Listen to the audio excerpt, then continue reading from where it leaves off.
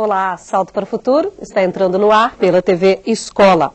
Imaginar como é o processo de produção cartográfica e como ele vem sendo influenciado pelas constantes e cada vez mais rápidas evoluções tecnológicas é um desafio. Hoje o tema do nosso debate é a relação entre a cartografia e as novas tecnologias. Para o último programa da série Cartografia da Escola, convidamos a professora da Universidade Estadual Paulista, Maria Isabel Castregini de Freitas, a pesquisadora também da Unesp, Valéria Caseta, e a professora da Universidade do Vale do Paraíba, Angélica Carvalho de Maio. E eu conto também com um convidado muito especial, você.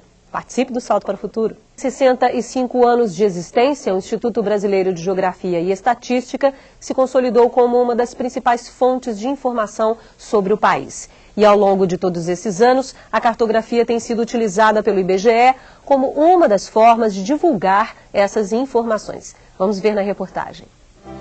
Pesquisas, questionários, dados conjunturais, detalhes sobre a situação do país e sobre a vida dos seus habitantes. Desde sua criação, em 1938, o IBGE tem se dedicado à missão de retratar o Brasil.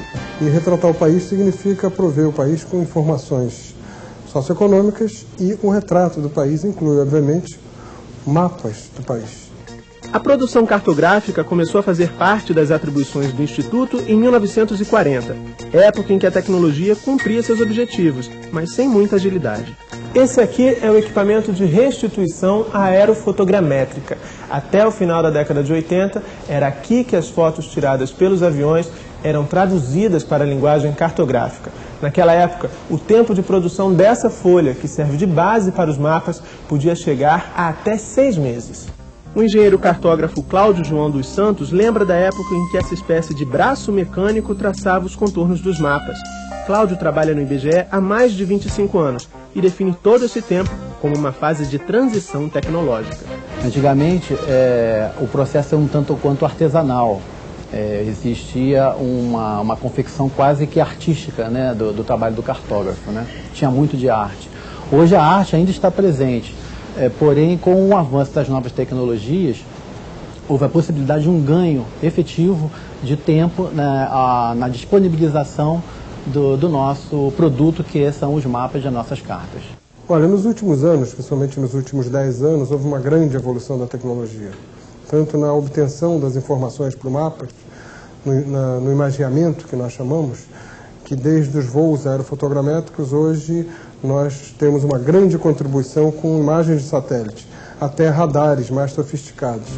Em estações digitais como essa, o antigo braço mecânico deu lugar ao computador e as imagens passaram a ser digitais. O resultado? Mais agilidade na confecção dos mapas. Mas essa é apenas uma das etapas de produção. É na fase de processamento que a toponímia, ou seja, o conjunto de nomes coletados durante a pesquisa de campo, é incorporada ao mapa. Essa fotografia aqui mostra exatamente o material que é usado pelo cartógrafo no campo na coleta dessa toponímia. Ele procura as pessoas mais antigas do lugar, normalmente confirma com 3 pessoas e faz a coleta dos nomes. Esses nomes vêm para uma lista, né, que nós chamamos de listagem de topônimos, e vai dar informação dos rios, das localidades, etc. Durante o processamento das imagens, os técnicos utilizam pares de fotografias para compor o que depois veremos no mapa. Qual é o futuro da cartografia? O futuro da cartografia, eu diria que está atrelado ao futuro da humanidade, né? Enquanto o homem ele precisar se deslocar no território, ele precisar ir de um lugar a outro, ele precisar de medir distâncias, enquanto houver essa necessidade, mesmo que seja em outros planetas, a cartografia vai existir. E a Terra está representada no Atlas Geográfico Escolar produzido pelo IBGE. A publicação reúne 235 mapas, divididos em 2 partes, Mundo e Brasil. Para a coordenadora da parte Mundo, a maior preocupação da equipe que elaborou o Atlas sempre esteve bem definida. Um estudante sem acesso à informação, ou seja, aquele aluno no município distante que não tem informação, e nós teríamos que fazer um Atlas abrangente e completo e também atual, né? Abordando temas sempre atuais. Cada página que o professor vai abrir seria uma janela para o Brasil. A nossa grande preocupação é transformar as informações do IBGE e demais outras fontes em mapas para ver. Quer dizer, mapas de uma linguagem acessível ao professor e ao aluno.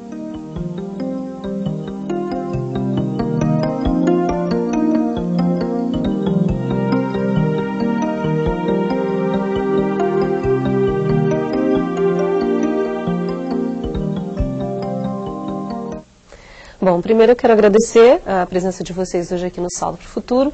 Quero começar pela professora Isabel. Qual é o seu destaque, professora, sobre essa reportagem que acabamos de mostrar? Eu agradeço muito o convite e gostaria de salientar que o avanço da cartografia foi intenso, principalmente nessas últimas décadas.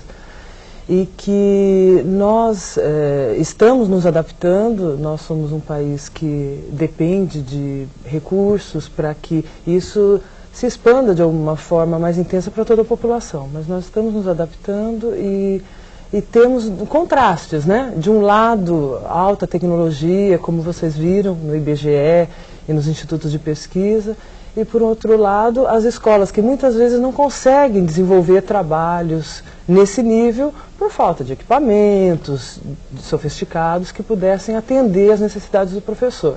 Esse equilíbrio que a gente tem que buscar, né? Ser criativo, buscar encontrar saídas para usar os equipamentos disponíveis, os programas que nós temos, para acompanharmos esse salto que teve a cartografia nessa última década, né? Com a entrada dos sistemas computacionais e desses programas que nos facilitam muito a vida. O cartógrafo hoje é muito diferente daquele de 20, 30 anos atrás.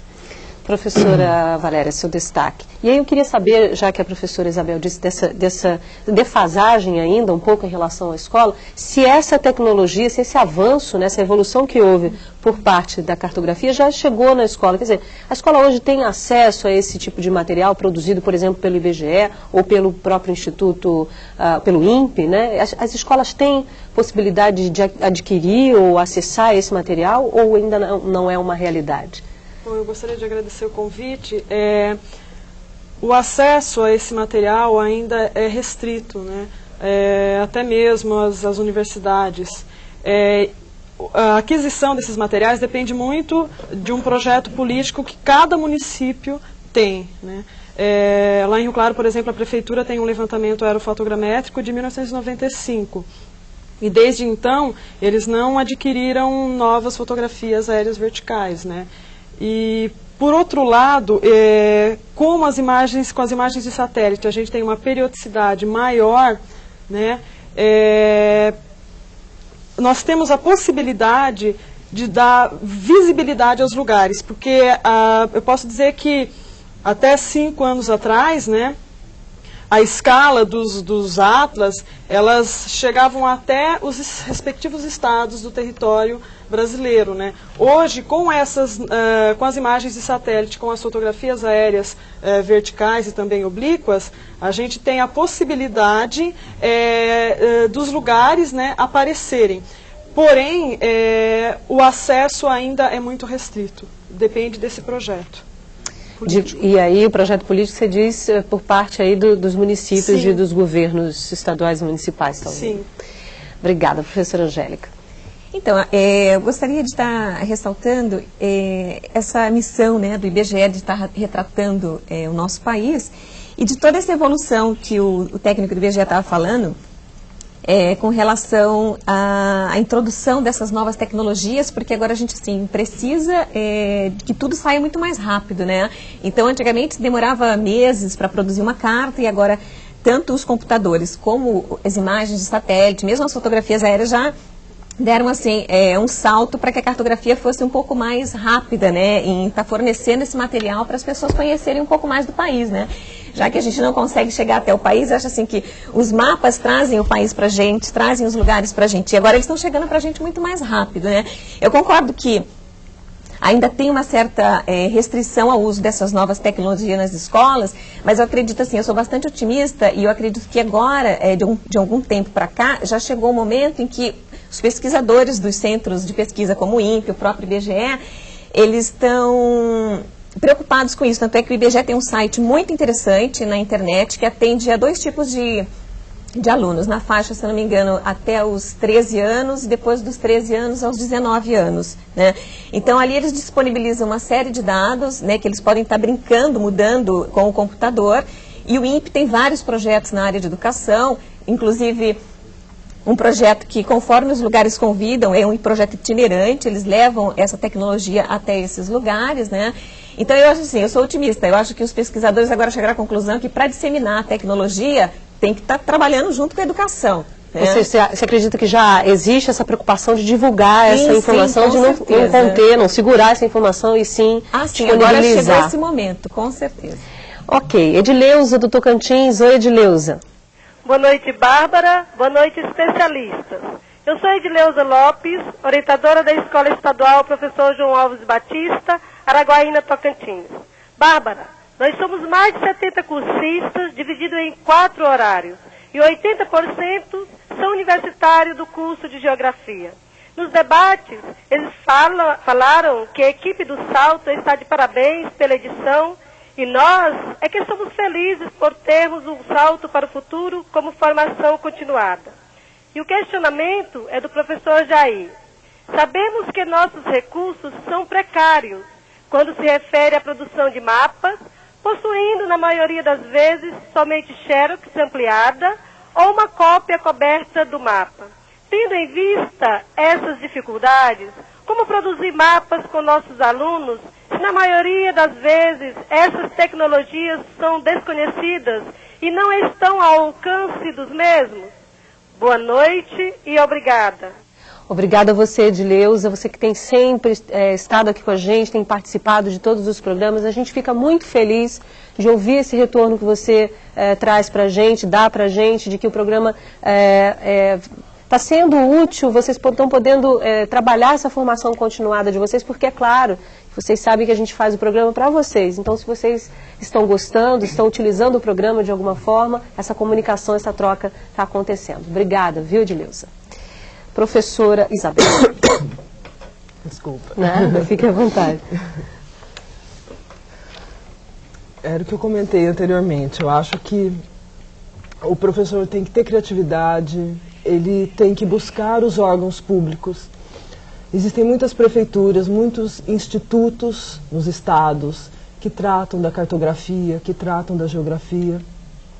Os centros ou órgãos locais do IBGE, que provavelmente vocês têm por aí, vocês devem estar procurando esses parceiros e, na medida do possível, usando a criatividade para trabalhar com material disponível.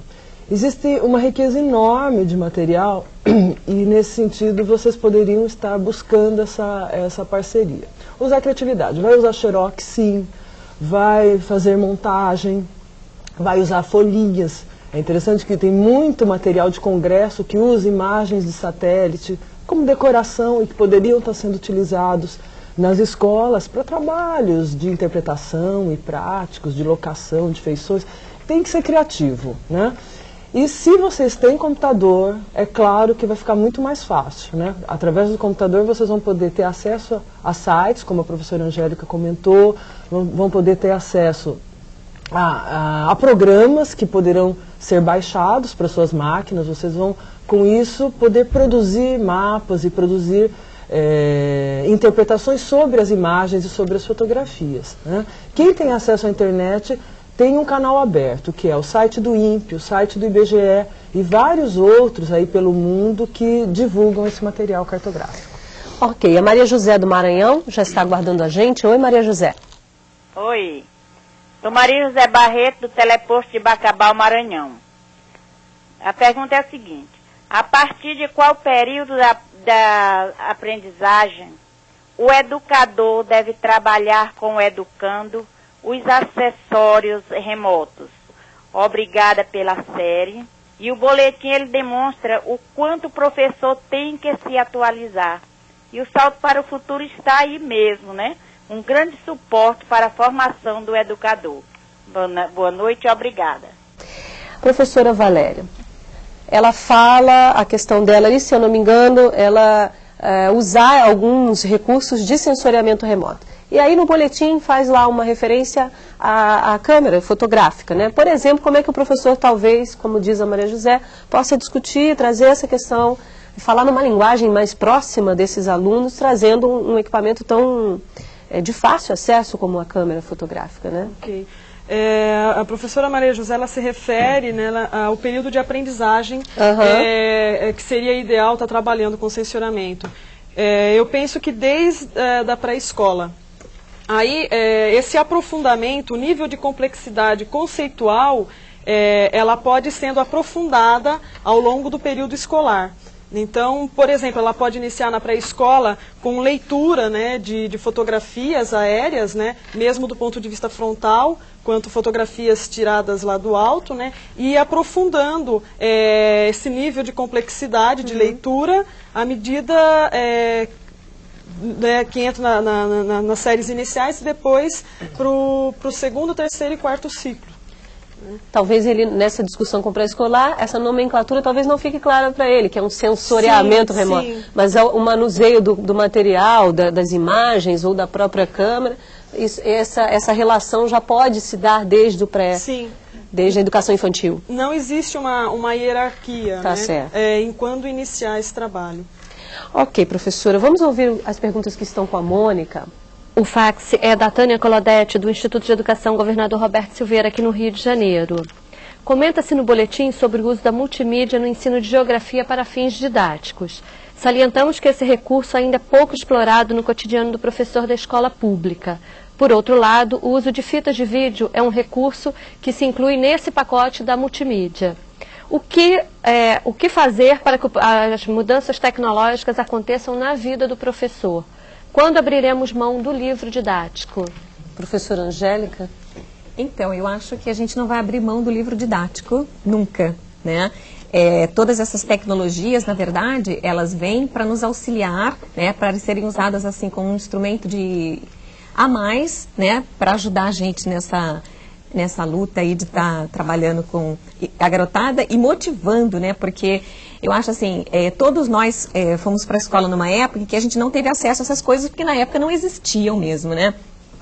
Mas hoje em dia já existe. Então, os próprios alunos, eles exigem esse tipo de coisa para que eles se sintam motivados. Na verdade, um dos maiores problemas dos professores hoje em dia é motivar os seus alunos, né? Então, essas imagens, eles trazem a realidade mais próxima dos alunos, né? Então, os mapas, né, são importantíssimos, mas eles estão lá mostrando alguma coisa sobre uma realidade. E eu acho assim que as imagens, tanto as fotografias aéreas quanto as imagens satélite trazem para a gente a realidade mais próxima do que ela é, né? A gente até uma vez estava conversando e deram um exemplo que eu achei interessante. Lá no mapa a gente tem aquele rio azul, sempre cheio e sempre daquele jeito, né? E se a gente observar ele ao longo do ano, quanto as características que ele tem, de cada período do ano ele aparecer de um jeito, ele não é sempre assim. E como que os professores poderiam estar recorrendo a isso? Bom, a informática está aí para a gente estar se utilizando dela. E se utilizar da multimídia para ensinar geografia, através da cartografia, é trabalhar com essa questão da informática, do vídeo, de todas essas imagens, para dar vida a essas coisas que até um certo momento da nossa história sempre foram muito estáticas, né? Ok. O João Batista do Tocantins já está aguardando. Oi, João.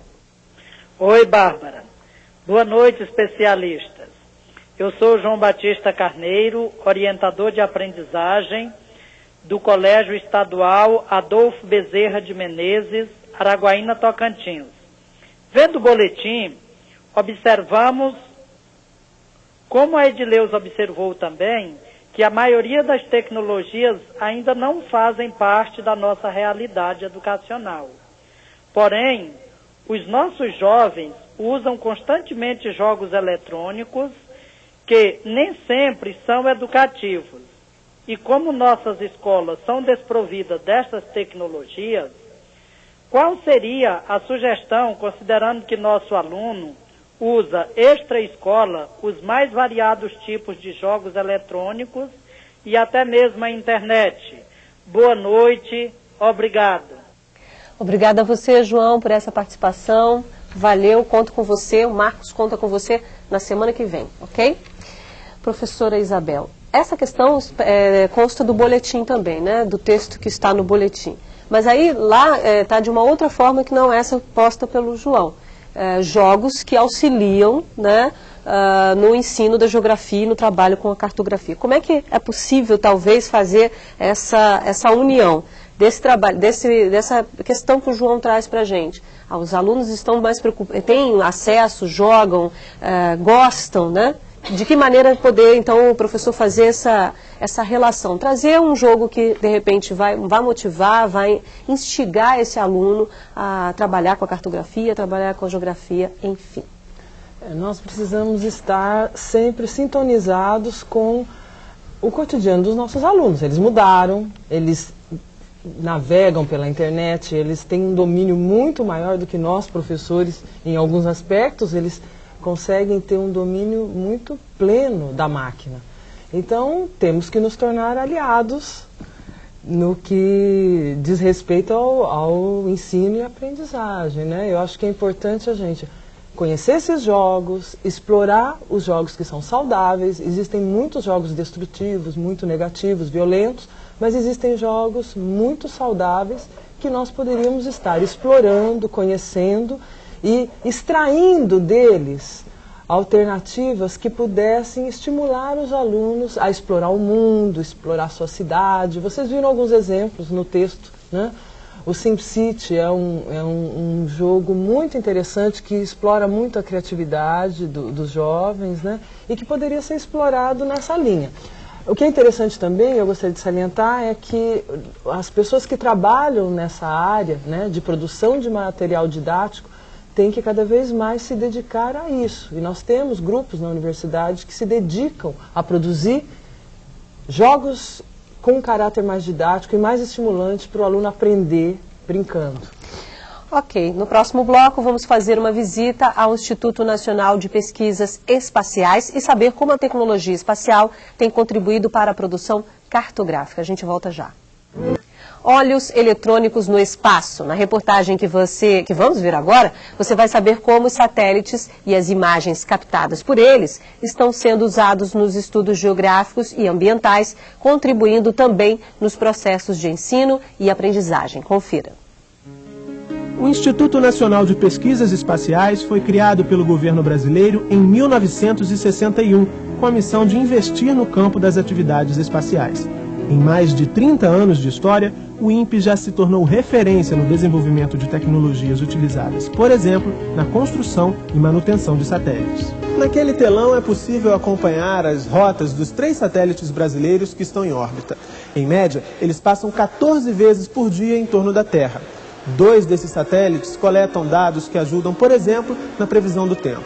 O outro tem a função de captar imagens, ou seja, ele é o satélite que faz o sensoriamento remoto. Sensoriamento remoto é exatamente isso que tu estás fazendo agora, tá?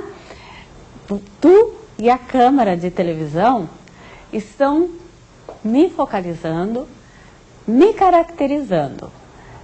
Nos teus olhos e na câmera de televisão vocês estão vendo como eu sou, a cor dos meus olhos, a cor da minha roupa, os gestos que eu estou fazendo, sem vocês tocarem em mim. Isso é sensoriamento remoto. Lançado em 1999 pelo Brasil, em parceria com a China, o satélite Sibers tem captado imagens de todo o país. As imagens servem de base para a elaboração das cartas-imagem, utilizadas em cursos itinerantes de formação continuada de professores. Na realidade, elas são uma fusão de imagens de satélite com informações cartográficas. Essas informações, em geral, são tiradas de cartas topográficas. E em cima da imagem são postas uma série de informações cartográficas que seguem umas regras bastante restritas.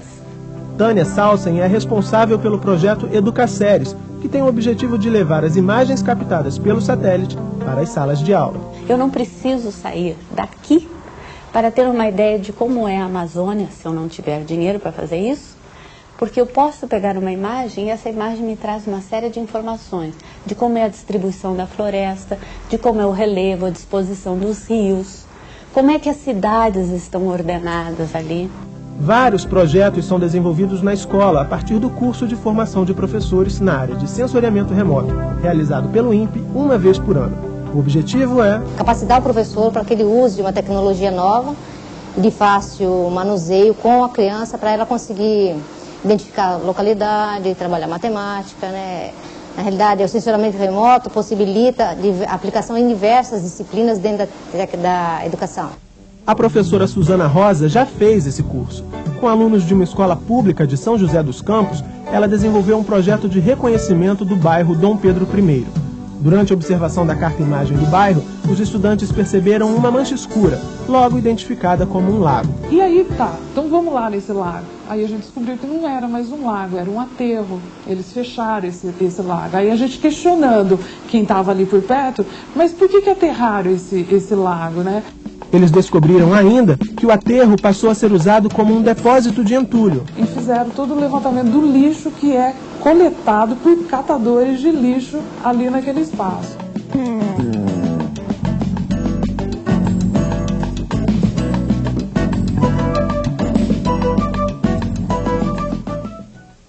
Bom, professora Valéria, o seu destaque em relação a esse trabalho, essa reportagem que mostramos agora?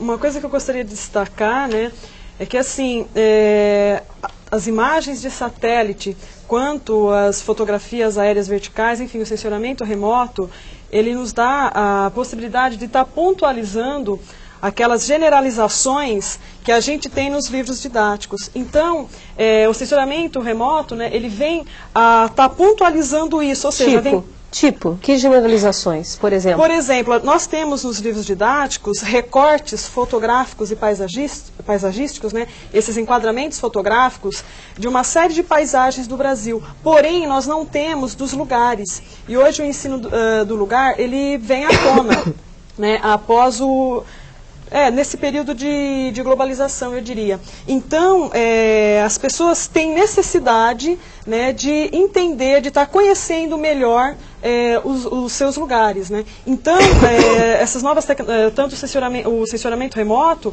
ele vem a pontualizar esses enquadramentos. Ou seja, ele permite desconstruir imagens estereotipadas, a produção estereotipada dos lugares. E isso é muito interessante. Essa fotografia que ele faz, ela é real, ela é concreta e não tem nada estereotipado ou pensado ou colocado ali. Aquilo é o real, é aquilo que se apresenta. Nós temos também, né, porque enquadra, tanto as imagens de satélite quanto as fotografias, elas trazem um recorte dado pela escala também. Elas enquadram, porém, só que é um enquadramento a partir do lugar. Eu queria passar um pouco para a professora Angélica, voltarmos em relação ao vídeo, né? Qual é o comentário, qual é o destaque que a senhora faz desse vídeo também? Do trabalho ali, especificamente, talvez do trabalho ali do pessoal que foi até o campo, né? A partir daquela leitura, foi a campo, descobriu um pouco mais dessa realidade. Eu acho que a importância está justamente nisso, da questão de aproximar o aluno muito mais da realidade, né? E eu achei interessante uma fala da professora Elizabeth, né? Quando ela dizia que o sensoramento remoto é uma maneira de permitir que os alunos trabalhem interdisciplinarmente. Por quê? Quando você trabalha com ciência, sensoramento remoto está trabalhando com energia, né? Energia do sol, interação com a matéria, como que aqueles alvos na superfície terrestre, eles vão se apresentar nas imagens. Então a gente pode estar trabalhando um pouquinho com ciências, com matemática, com a questão da escala, com a geografia, na hora que a gente trabalha a questão de relacionamento entre as coisas no espaço, né? Com história, quando a gente consegue ver uma imagem de alguns anos atrás, de muitos anos atrás e de hoje, né? Então, essa integração de disciplinas, essa interdisciplinaridade, que é muito fácil da gente estar trabalhando com o sensoramento remoto. E, ao mesmo tempo, está mostrando essa realidade. Rosineide, aqui do Rio de Janeiro, aguarda. Olá, Rosineide. Meu nome é Rosineide, cursista do Instituto de Educação Moisés Henrique dos Santos, falo do teleposto CEPAC de São João de Meriti. Eu gostaria de saber como é que um professor pode trabalhar a cartografia pela internet, se o aluno não entende bem a leitura da cartografia de mapa. Obrigada, Rosineide, por essa participação. Gostaria de ouvir você mais vezes aqui no Salto, tá bom? Professora Valéria. Olha, Rosineide, eu penso que esse tipo de estudo ainda esteja por ser feito, né? Eu desconheço, né, um acompanhamento do ensino de geografia por meio, né, da internet, no caso o ensino fundamental, né, e médio. Pois não, Angélica, pois não. Então, a cartografia pela internet hoje em dia, a gente tem a disponibilização daqueles mapas em formato digital. Alguns até permitem umas brincadeiras, né? E estão ocorrendo algumas pessoas com iniciativa de projetos, né? Assim, até na nossa universidade lá em São José dos Campos, a gente tem um projeto no qual eu até me incluo, não sei se eu poderia estar falando, que é justamente isso, levar os mapas na internet para os alunos, de maneira que eles consigam interagir com esses mapas, né? A partir de cartas topográficas, né, digitalizadas, de imagens de satélite, fotografias aéreas e sistemas de informação geográfica, ou seja, os alunos eles vão conseguir cruzar informações e gerar novas informações. Na verdade, aí está o legal da informática, que é a questão da interatividade, né? E agora, a questão da idade, eu acho que existe produto próprio para diversos tipos de faixa etária dos alunos, e eu acho que agora cabe assim, um pouquinho ao professor estar orientando, né, o tipo de sites ou tipo de jogos que ele vai estar utilizando com os alunos. Ou seja, ele vai precisar fazer uma análise prévia, fazer um planejamento. Exatamente, né? Ele também precisa ser preparado, né? Tá certo. Isabel, eu vou pedir só um minutinho, que a gente tem perguntas com a Mônica, eu já te passo a palavra, tá bom? Oi, Mônica. A pergunta é do professor Wagner, aqui do Rio de Janeiro. Ele diz que no passado existia a Escola Nacional de Ciências e Estatísticas que formava o técnico em cartografia e o geodésia em nível médio. Vocês poderiam informar se existem escolas de nível médio que formem cartógrafos? A gente comentava no intervalo, né, que a Angélica que conhece, né, Angélica? Isso. Olha, existe agora um curso técnico de cartografia em São José dos Campos, na Universidade do Vale, né, uma universidade comunitária, no Vale do Paraíba, a Univap, e esse curso forma técnicos em cartografia. Especificamente, os alunos trabalham com a parte de topografia, né, a parte de geodésia e a parte de fotogrametria na questão do aprendizado da restituição dos produtos e das fotografias, né. E esse curso, a gente já tem esse curso funcionando há pelo menos uns 5 anos.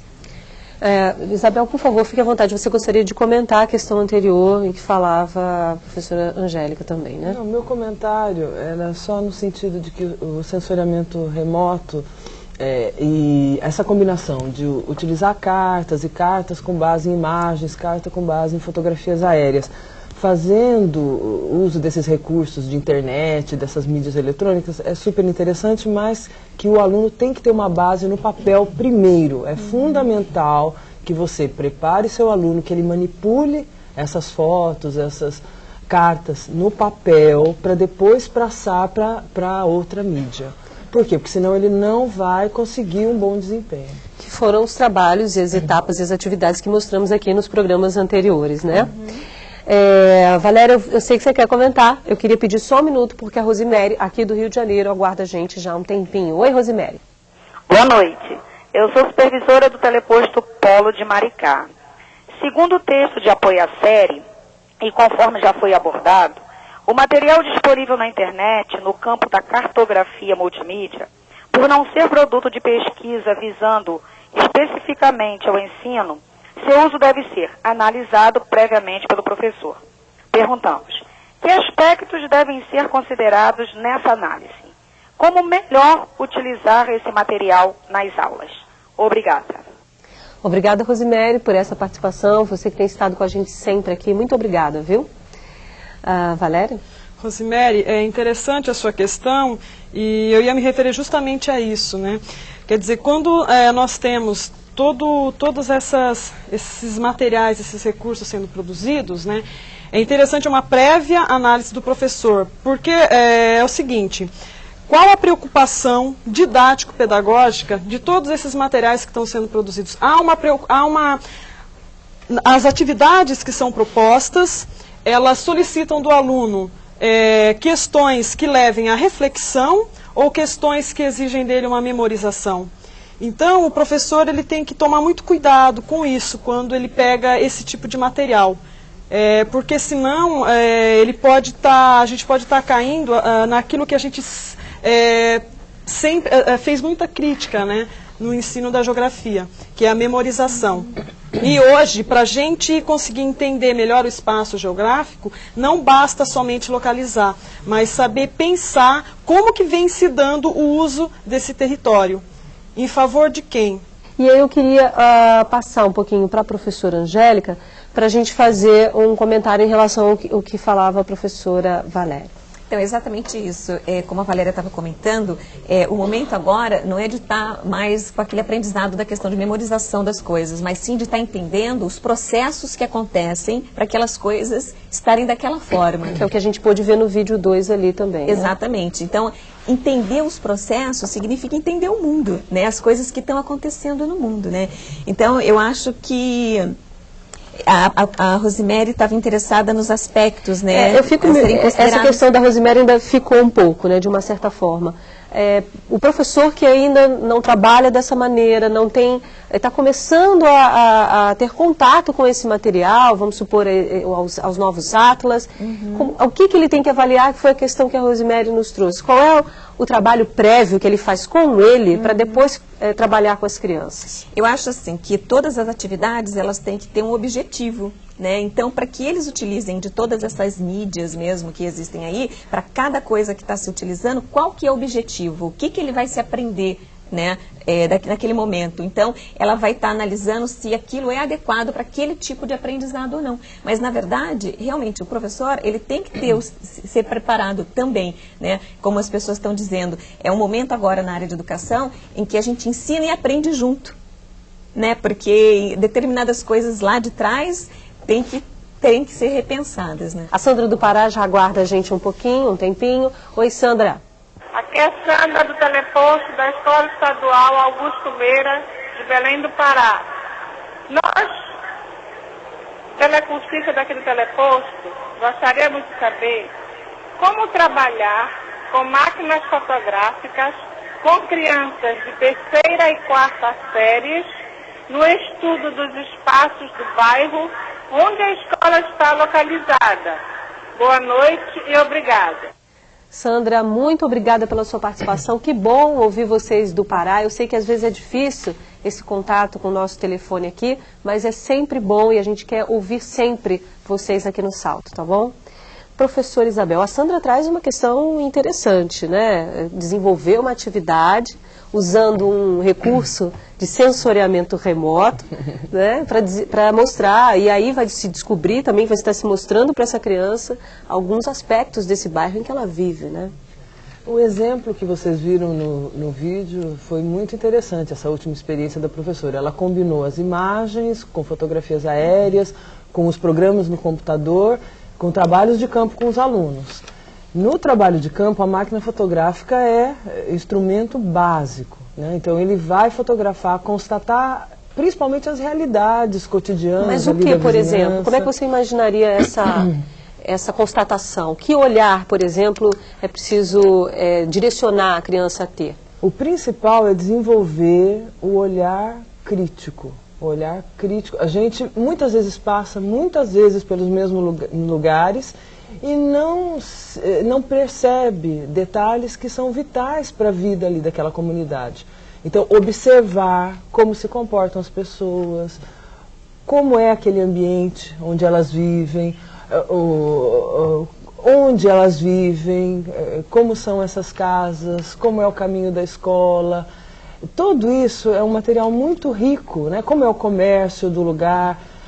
Há muita chance de você explorar as nossas cidades, o campo, né, a vida no campo, em atividades práticas com os alunos, que pode desenvolver conceitos de história, de geografia, de português, de inúmeras áreas que poderiam ser aperfeiçoadas, né? Então, o registro fotográfico com a constatação de realidades.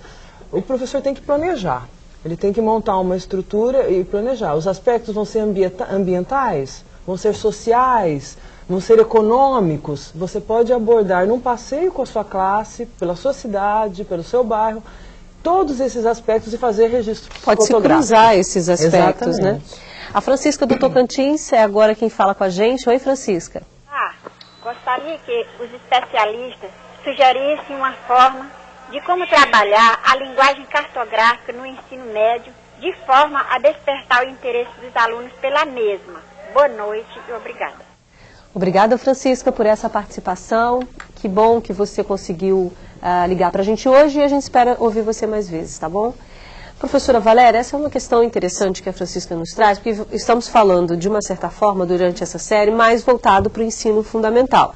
Mas se temos alunos hoje no ensino médio que não tiveram, não discutiram, não trabalharam muito com essa linguagem cartográfica, ainda se há, felizmente, um momento do ensino médio para se trabalhar. Como isso pode ser feito?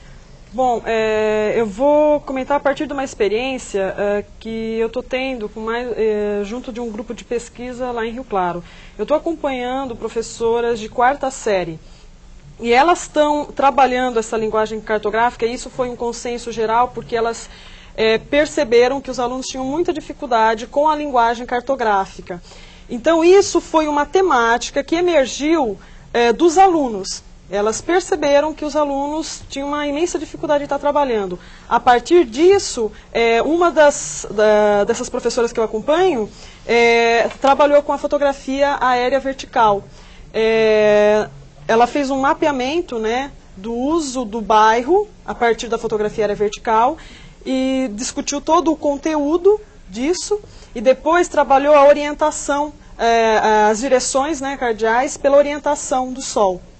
Então, motivou os alunos, né, porque eles nunca tinham trabalhado com a fotografia aérea vertical e como o Rio Claro disponibiliza, né, desse levantamento, e aí foi interessante que ela terminou essa sequência, né, depois voltando ao croquis e trabalhando as orientações nesse croquis. Então, houve uma motivação muito grande, porque partiu de uma dificuldade dos alunos, né, e de um material que eles nunca tinham trabalhado. E aí, Angélica, a Valéria deu um exemplo ainda no ensino fundamental, né? Ela falou de uma questão que é trazer para essa realidade, trazer para essa proximidade. Que situações ou temas você acredita que um professor no ensino médio poderia trabalhar e aí talvez incentivar, trazer esse aluno para essa discussão? Então, acho que a pergunta da professora Francisca, ela vem ao encontro desse nosso encontro aqui hoje. Eu acho que o que está estimulando agora os jovens, né, no ensino médio é a questão das novas tecnologias no ensino, né, que é usar os recursos da informática, o computador, porque eles pedem que se use isso, inclusive, né. Então, acho que essas tecnologias de imagens e de informática, que eram até há um certo tempo restritos aos especialistas, que agora está se voltando também para a educação, como um recurso didático, né? Estimula bastante os jovens a estarem aprendendo cartografia, a estarem aprendendo geografia. Mas você imagina, por exemplo, numa escola que talvez não tenha esse recurso disponível, você imagina que algumas dessas atividades que mostramos aqui durante a semana, que são feitas com crianças, possam ser feitas também com jovens? Com certeza, principalmente a questão da construção, né, deles estarem construindo produtos cartográficos, né, dos arredores. Eu acho que a gente fala muito disso no ensino fundamental, mas os adolescentes também gostam dessa prática de estarem construindo mapas, né, em escalas diferentes. Eles já conseguem entender bastante essa questão de escala, e eu acho que a construção desses documentos também eu acho que favorece muito esse interesse, porque às vezes eles estudam cartografia sem entender muito bem o que é cartografia. Quando eles põem a mão na massa, aí o interesse é despertado. Ok. Pausa para o intervalo. Na volta, as nossas convidadas discutem os principais pontos do debate. Salto para o Futuro, volta já. Salto para o Futuro está de volta, hoje discutindo as novas tecnologias utilizadas na produção cartográfica. Neste último bloco, as nossas convidadas fazem suas considerações finais. Eu quero começar pela professora Isabel. Quais são os seus destaques, professora, sobre o que discutimos hoje aqui? Eu acho que o que fica é a possibilidade de uso de novas tecnologias e desses recursos. O professor vai ter que ser muito criativo se ele não tem muitas condições na sua escola para trabalhar. Vai se apoiar nos órgãos municipais, estaduais, para conseguir material, fonte, para produzir o seu material didático e trabalhar com os diferentes temas em classe. A questão ambiental é uma questão que pode ser muito bem explorada, e isso eu acho que é muito positivo que o professor faça. Planejar, ser criativo na hora de coletar esses dados e, na medida do possível, integrar disciplinas, que ele faça esse trabalho integrador da história com a geografia, das questões ambientais e sociais e da nossa vida cotidiana. Eu acho que isso é muito rico Isso estimula o aluno, estimula o professor. Isabel, a gente ainda tem um tempinho. Eu ouvindo a Valéria no final do bloco anterior, ela falava em alguns alunos, citou aí uma atividade, um exemplo de atividade, e que os alunos tinham algumas dificuldades cartográficas. O que a gente pode entender como o aluno tendo uma dificuldade com a cartografia? Quais são essas dificuldades ao longo de um processo ou de produção de mapa, ou de entendimento dessa linguagem, para que o professor possa, talvez, aí, a partir dessas dificuldades, construir um trabalho? A principal é a abstração. É muito difícil você se transportar para aquela realidade que está sendo exposta no mapa ou numa imagem, né, ou numa composição colorida de uma imagem de satélite. Então, é muito importante trabalhar se deslocar para o outro ponto de vista. Eu acho que essa é a grande dificuldade do aluno. Ele se transportar para outro ponto de vista, ele trabalhar a simbologia que nós utilizamos, as cores e os símbolos, que traduzem fatos e que ele precisa decodificar. Essa é a maior dificuldade. Ok. Valéria, por favor. Bom, o sensoramento remoto, ele é muito interessante para o ensino porque ele permite, pode permitir, por meio de atividades de ensino que os professores realizam, pode permitir desses alunos, a depender da solicitação que essas atividades fazem, levar o aluno a produzir conceitos, ao invés de trabalhar com as definições já prontas. E o sensoramento remoto, ele nos dá a paisagem. E a paisagem, ela dá a cara do território. Ela dá para a gente a quantas anda o território. Ou seja, como que esse território está sendo usado. E por meio disso, é que permite essa produção de conceito, esse conhecimento do lugar a partir da realidade de cada aluno. E aí dá para trabalhar de forma interdisciplinar, porque por meio do sensoramento remoto, nós temos permanências e mudanças. Por que em determinados lugares existem coisas que permanecem e existem outras que mudam? Então aí dá para trabalhar de forma interdisciplinar. Por quê? Porque a paisagem aprendida pelo sensoramento remoto dá a cara do território. Que cara é essa, por exemplo? Um exemplo. Toda essa desigualdade, esse uso desigual que nós temos no território. O processo de inclusão e exclusão.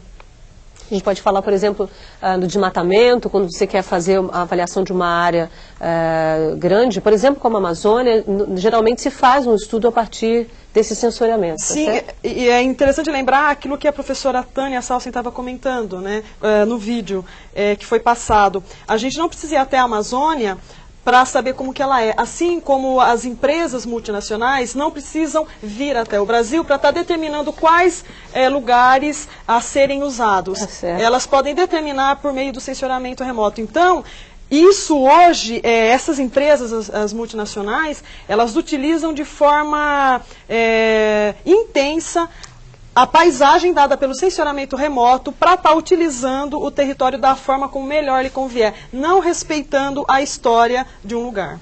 Obrigada, Valéria. Angélica? Eu gostaria de estar dizendo para os professores que nos assistem que a tecnologia, ela não é um bicho de 7 cabeças, A princípio, ela parece uma coisa misteriosa, mas na época dos homens das cavernas, uma lançazinha feita de pedaço de osso era uma tecnologia nova para a época, Então, na verdade, a civilização mudou, ela se desenvolveu e agora a gente tem essas ferramentas para estar trabalhando no ensino e que os professores não se desestimulem, que eles procurem ajuda nos órgãos, com os professores, que eles acompanhem e usem essa tecnologia que realmente é interessante para os jovens, para os alunos. É uma maneira de despertar realmente o interesse deles pelas disciplinas, E uma maneira de facilitar o entendimento, como a professora Valéria estava falando, das relações do espaço. Principalmente no ensino médio, onde a gente observa hoje em dia muita dificuldade de estar lidando com os alunos, no sentido deles estarem realmente interessados, em aprender da forma tradicional que a gente sempre aprendeu. No mais, eu queria agradecer a minha participação aqui, incentivar os professores que usem a cartografia multimídia, no sentido de usar os vídeos nas aulas. mesmo filmes no cinema que falam de cartografia de uma maneira sutil, mas que dá para discutir com os alunos em sala de aula, livros interessantes que existem sobre a história da cartografia, porque conta um pouco da história da humanidade, né? Esses dias eu li um livro que eu achei muito interessante, que falava da história de como se descobriu, como calcular a longitude no mundo, e aí não sabia que tantas pessoas tinham morrido em função disso, porque os navios afundavam, que ninguém sabia calcular a longitude. Muito interessante, eu acho que as pessoas iam gostar. São outros recursos que estão disponíveis para o professor. Exatamente. Ok, chegamos ao final da série Cartografia na Escola. Esperamos que você tenha gostado. A sua participação, como sempre, foi muito importante. Eu quero agradecer também as participações da Maria Isabel Castreguini de Freitas, professora da Universidade Estadual Paulista, da Valéria Caseta, pesquisadora também da Unesp, e da Angélica Carvalho de Maio, professora da Universidade do Vale do Paraíba. Professores de todo o Brasil podem nos enviar os relatos de suas experiências. Pode ser por carta, através da caixa postal 50050, CEP 20062-970. Ou, se você preferir, pode ser através do nosso site www.tvbrasil.com.br/salto. Até a próxima série. A gente se vê aqui na TV Escola, o canal da Educação.